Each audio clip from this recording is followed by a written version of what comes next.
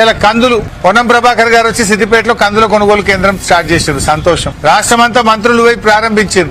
ఏంది నాయన అంటే తీరా చూస్తే ఎకరానికి 3 క్వింటాలే కొంటారట. ఇదేమో రేషన్ ఇదేమన్నా సగం పాలన. బీఆర్ఎస్ పార్టీ ఉండగా రైతు ఎన్ని కందులు పండిస్తే అన్ని కందులు కొన్నాం మేము. ఎకరానికి జనరల్ గా కందులు 6 క్వింటాల నుంచి 10 క్వింటాల దాకా పండుతాయి రైతులకు. మంచిగా పంటే 10 క్వింటాలు పండుతాయి, తక్కువ 6 క్వింటాలు పండుతాయి. కానీ కాంగ్రెస్ వాళ్ళు ఏం చెప్తున్నారంటే మీరు పాస్బుక్ తీసుకురాండి, వ్యవసాయ శాఖ అధికారులు నువ్వు అద్దెకరం పండించినవా ఎకరం పండించినవా సర్టిఫికేట్ ఇవ్వాలి. ఆ సర్టిఫికేట్ ఎకరం పండిస్తే 3 క్వింటాలే కొంటాం. మరి మిగతా 3 క్వింటాలు ఏడమ్ముకోవాలి? ఇదేం గవర్నమెంట్? నేను అడుగుతున్న వ్యవసాయ మంత్రి తుమ్మల నాగేశ్వరరావు గారు స్వయంగా రైతు. ఇది మీకు నచ్చుతుందా అని అడుగుతున్న తుమ్మల నాగేశ్వరరావు గారు. ఇది మీకు తెలిసే జరిగిందా?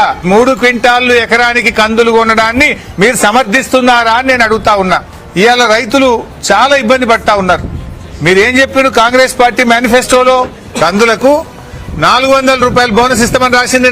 కానీ జరుగుతున్నది ఏంది? ఈ రోజు కందుల మద్దతు ధర 7,550 రూపాయలు. 7,550కి 400 బోనస్ కలిపితే 7,950 రూపాయలకు మీరు కందులు కొనాలి. కానీ మీరు కొంటున్నది బోనస్ ఎగబెట్టిండ్రు, 7,550కే కొంటామన్నారు. ఆ కొనేది ఏమంటున్నారు?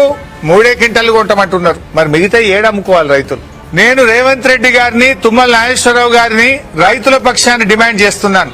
రైతు ఎన్ని క్వింటాళ్ల కందులు పండిస్తే షరతులు లేకుండా కోతలు లేకుండా రైతు పండించిన మొత్తం కందులను కొనుగోలు చేయడానికి వెంటనే ఆదేశాలు ఇవ్వాలని డిమాండ్ చేస్తున్నాను. మిస్సింగ్ ఫార్మర్స్, వ్యవసాయ శాఖ చేసిన తప్పుకు రైతులు బలి కాకుండా పంట పండించింది నిజం, పంట పండింది నిజం, అటువంటి రైతులకు వెరిఫై చేసి వ్యవసాయ శాఖ అధికారులు సర్టిఫై చేస్తే ఆ రైతుల దగ్గర మిస్సింగ్ ఫార్మర్స్ దగ్గర కందులు కొనడానికి అనుమతి ఇవ్వాలని నేను ప్రభుత్వాన్ని డిమాండ్ చేస్తున్నాను.